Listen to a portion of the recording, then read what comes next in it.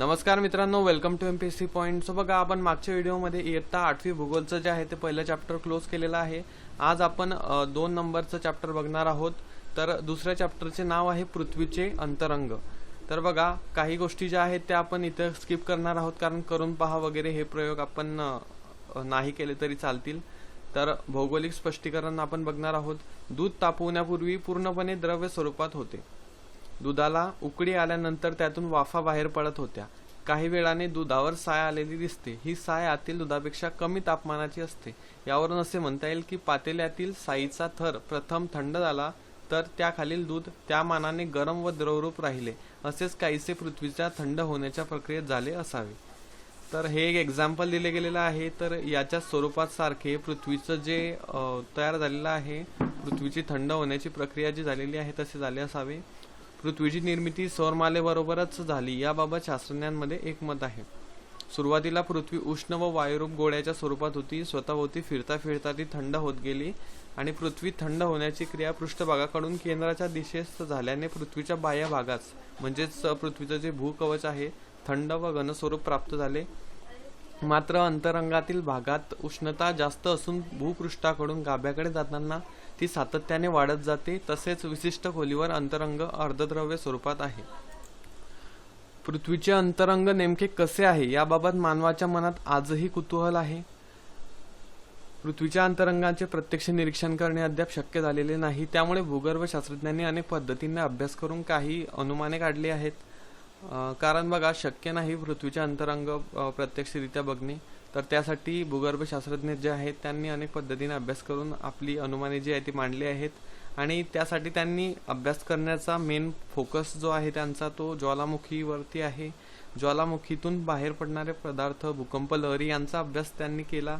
त्यातून त्यांना काही जे सॅम्पल मिळाले असतील त्यांच्यावरती त्यांनी अभ्यास करून पृथ्वीचे अंतरंग हे मांडलेले आहेत. ज्वालामुखीच्या उद्रेकातून बाहेर पडणाऱ्या पदार्थात प्रचंड लावारस, वायू, वाफ इत्यादी घटक आढळले. लावारस थंड झाल्यावर त्यापासून अग्निजन्य खळक तयार होतात. लक्षात ठेवायचा, लावारस जेव्हा थंड होतो त्यापासून तेव्हा अग्निजन्य खळक तयार होतात. त्याचबरोबर तापमान, घनता, गुरुत्वाकर्षण बल, दाब यांच्या अभ्यासातील अनुमानांवरून अंतरंगाची रचना समजून घेता आली. उदाहरणार्थ, खाणीमध्ये खोलवर गेल्यास तापमान वाढत जाते. तसेच ज्वालामुखी उद्रेकातून बाहेर येणारा लावारस तप्त असतो. यावरून पृथ्वीचा अंतर्भाग उष्ण व प्रवाही असावा असे अनुमान भूगर्भ शास्त्रज्ञांनी काढले. म्हणजे बघा, जसं जसं खाणीमध्ये आपण खोलवर जात असतो तसं तसं तापमान वाढ झाल्याचं आपल्याला दिसून येते. आणि तसेच ज्वालामुखी उद्रेकातून जे पदार्थ बाहेर पडतात ते देखील गरम असतात, उष्ण असतात. पृथ्वीच्या निरनिराळ्या भागात दरवर्षी असंख्य भूकंप होतात. त्यामुळे भूकंप लहरी निर्माण होतात. या भूकंप लहरी पृथ्वीच्या अंतर्गाभ्यातून प्रवास करतात. त्यांची दिशा व वेग यांचा अभ्यास करून अंतरंगाच्या रचनेबाबत अनुमान केले जाते. भूकवचाच्या अभ्यासासाठी मानवाने विंधन छिद्रे देखील पाडलेली आहेत.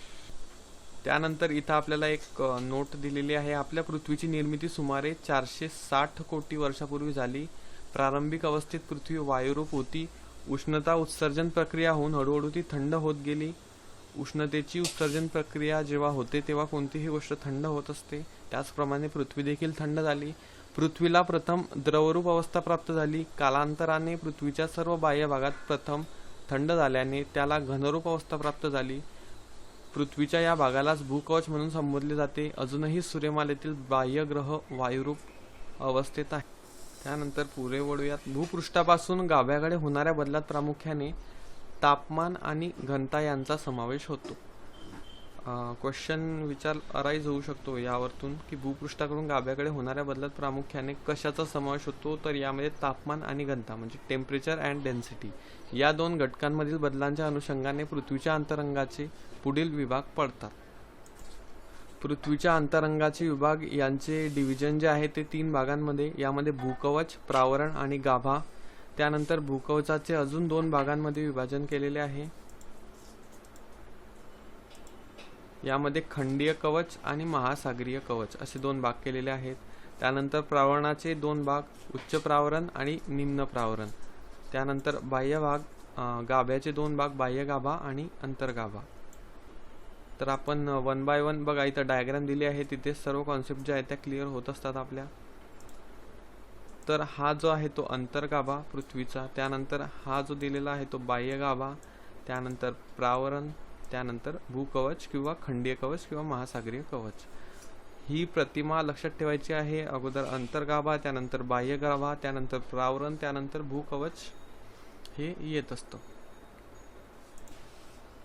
त्यानंतर पुढे आपल्याला भूकवचाविषयी माहिती दिली गेलेली आहे.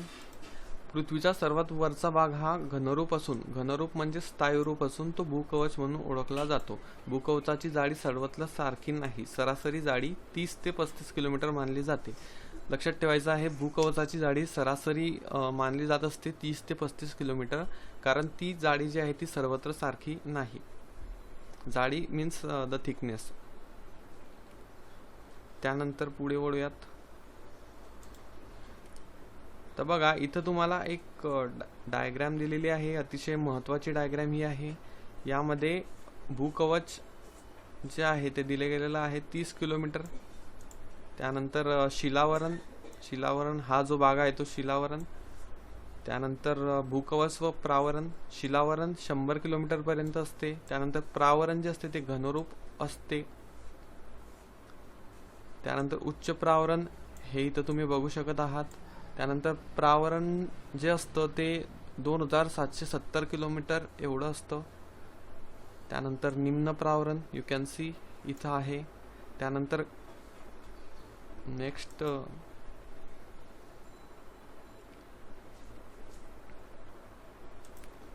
अंतर्गाभा जो आहे तो घनरूप असतो. त्यानंतर बाह्य गाभा जो आहे तो द्रवरूप असतो. लक्षात ठेवायचं यांच्या ज्या स्टेट आहे, यांच्या ज्या अवस्था आहेत त्यावरती देखील मॅच द पेअर्स मध्ये क्वेश्चन येऊ शकतो. बाह्य गाभा द्रवरूप आणि अंतर्गाभा घनरूप. त्यानंतर गाभाची जी जाडी आहे ती 3741 किलोमीटर असते. त्यानंतर काही गोष्टी इथं लक्षात ठेवण्यासाठी आपल्याला दिल्या गेलेल्या आहेत. पृथ्वीच्या अंतरंगातील विविध थरांमधील मूलद्रव्ये. तर मूलद्रव्ये जशी जशी घनता कमी वरून जास्त होत जाते तसे तसे आपल्याला हे मूलद्रव्ये क्रमाने दिले गेलेले आहेत. यामध्ये सिलिकॉन प्रथम, ॲल्युमिनियम, त्यानंतर सिलिकॉन, त्यानंतर मॅग्नेशियम, त्यानंतर निकेल, त्यानंतर आयर्न, अशा प्रकारे हे दिले गेलेले आहेत. तर या आकृतीवरून आपल्याला त्यांनी खाली तीच माहिती प्रोव्हाइड केलेली आहे. तर भूकवचाची खंडातील जाडी 16 ते 45 किलोमीटरच्या दरम्यान आहे. भूकवचाची ही जाडी पर्वतश्रेणींखाली 40 किमीपेक्षा जास्त आहे. लक्षात ठेवायचं आहे, भूकवचाची खंडाखालील जाडी जी आहे ती 16 ते 45 किलोमीटरच्या दरम्यान आहे आणि जेव्हा पर्वत श्रेणी असते तेव्हा ती जाडी जी आहे ती 40 किलोमीटरपेक्षा जास्त असते. तर सागर पृष्ठाखाली ती 10 किलोमीटरपेक्षा कमी आढळते. म्हणजेच लक्षात ठेवायचं आहे, भूकवचाची जाडी कुठे कुठे व्हॅरी होत असते. भूपृष्ठाखाली जसे जसे खोल जावे तसे तसे तापमान वाढत जाते. भूपृष्ठाखाली तापमानात वाढ होत जाते. त्यानंतर प्रावरणात तापमान वाढीच्या प्रमाणात घट होते. आपण अगोदरच बघितलं, आपण भूपृष्ठाखाली जसं जसं खोल जात असतो तसं तसं तापमान जे आहे ते इन्क्रीज होत असतं, म्हणजेच वाढत असतं. भूपृष्ठाखाली तापमानात वाढ होत जाते आणि त्यानंतर प्रावरणात जे आहे ते तापमान वाढीच्या प्रमाणात घट होते व पुन्हा गाभा क्षेत्रात वाढ होते. पृथ्वीच्या केंद्रस्थानी सुमारे 5500 अंश ते 6000 अंश सेल्सिअस तापमान असते. भूकवच हे प्रावरण व गाभा यांच्या तुलनेत अतिशय कमी जाडीचे आहे. यांची आपण जर कम्पेअर केली प्रावरण व गाभा यांची, तर भूकवच याची जाडी कमी आहे. आपण अगोदरच बघितलं त्यांची जाडी किलोमीटरमध्ये. पृथ्वीचे जे केंद्र आहे ते 6371 किलोमीटर पर्यंत आहे. त्यानंतर आपण जे आहेत आता भूकवचाचे 2 विभाग जे पडत असतात, उपविभाग, ते आपण आता बघणार आहोत. तर या विभागांपैकी पहिला जो विभाग आहे तो आहे खंडीय कवच. भूखंड प्रामुख्याने सिलिका व ॲल्युमिनियम यापासून बनलेले आहेत. तर बघा इथं सिलिका हे सिलिकॉन या मूलद्रव्याचे संयुग आहे व ॲल्युमिनियम पासून बनलेले आहे. त्यामुळे या थराला पूर्वी सियाल म्हणत असत. सियाल म्हणजेच बघा सिलिका प्लस जे आहे ॲल्युमिनियम यांचं मिळून हे सियाल असं एक वर्ड तयार व्हायचा, त्यामुळे यांना सियाल असे म्हणत होते. भूखंडीय कवचाची घनता 2.65 ते 2.90 ग्रॅम पर घन सेमी इतकी आहे. खंडीय कवचाची जाडी सुमारे 30 किलोमीटर आहे. या थरात प्रामुख्याने ग्रॅनाइट खडक आढळतात. तर एखाद्या वेळेस प्रश्न विचारला जाऊ शकतो की खंडीय कवचामध्ये प्रामुख्याने कोणत्या प्रकारचे खडक आढळत असतात. तर ग्रॅनाइट हा लक्षात ठेवायचं. ग्रॅनाइट जे आहे बघा, ते आपल्या घराच्या ज्या खिडक्या असतात त्यांना जी फरशी बसवलेली असते ती ग्रॅनाइटची असते. तर त्यावरून तुम्ही एक इमॅजिनेशन करून लक्षात ठेवू शकतात. आणि भूकवचाची घनता लक्षात ठेवायची आहे 2.65 ते 2.90 ग्रॅम पर घन सेंटीमीटर. त्यानंतर भूकवचाचा दुसरा जो भाग आहे तो आहे महासागरीय कवच. हा भूकवचाचा दुसरा थर आहे. हा थर सिलिका व मॅग्नेशियम याच्या संयुगाने बनला आहे, त्यामुळे याला सायमा म्हणत. बघा, सिलिका आणि मॅग्नेशियम. तर मॅग्नेशियम साठी आपण Mg वापरत असतो, परंतु इथं एक वर्ड फॉर्मेशन साठी त्यांनीच Ma वापरलेलं असावं. तर सिलिका व मॅग्नेशियम लक्षात ठेवायचं आहे महासागरीय कवचासाठी. आणि सिलिका व ॲल्युमिनियम लक्षात ठेवायचं आहे, आपण अगोदर बघितलं त्यासाठी. या थराची सरासरी जी आहे ती 7 ते 10 किलोमीटर एवढी आहे. महासागरीय कवचाची घनता 2.9 ग्रॅम पर घन सेमी ते 3.3 ग्रॅम पर घन सेंटीमीटर इतकी आहे. या थरात प्रामुख्याने बेसाल्ट व गॅब्रो हे खडक आढळून येतात. आणि पूर्वीचा जो थर बघितला त्यामध्ये ग्रॅनाइट हा खडक जो आहे तो आढळून येतो. बेसाल्ट व गॅब्रो हे लक्षात ठेवायचं आहे महासागरीय कवचामध्ये. त्यानंतर पुढचा जो भाग आहे तो बघा, प्रावरण. भूकवचाखाली प्रावरणाचे थळ आढळतात.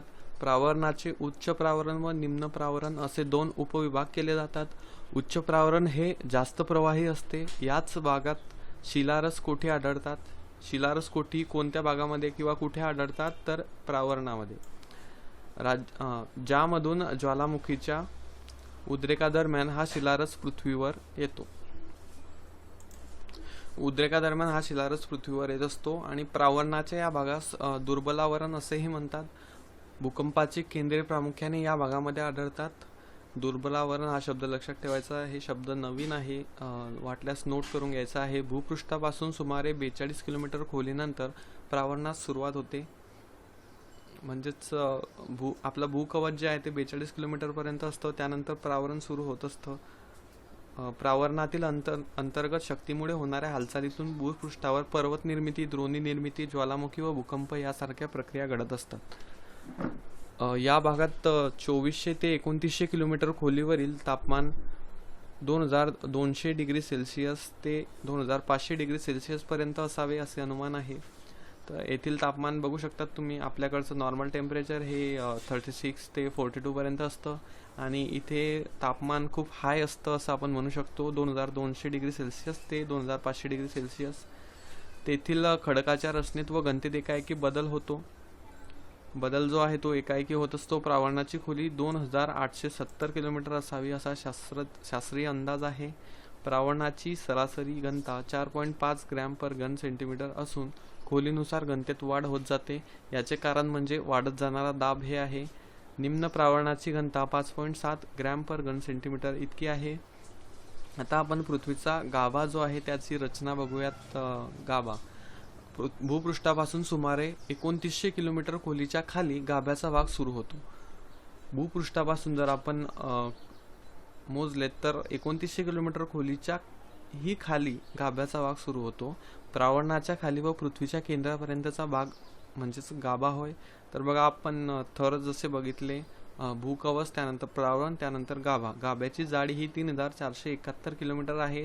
या थराचे बाह्य गाभा व अंतर्गाभा असे दोन भाग पडतात. तर प्रथमतः आपण बाह्य गाभा बघूयात. बाह्य गाभा भूपृष्ठापासून सुमारे 2900 किलोमीटर ते 5100 किलोमीटर खोलीपर्यंत आढळतो. भूपृष्ठापासूनचं गाभ्याचं जे बाह्य गाभ्याचं डिस्टन्स आहे ते आहे 2900 किलोमीटर ते 5100 किलोमीटर. भूकंपाच्या दुय्यम लहरी गाभा क्षेत्रातून प्रवास करू शकत नाहीत. या भागात त्या शोषल्या जातात.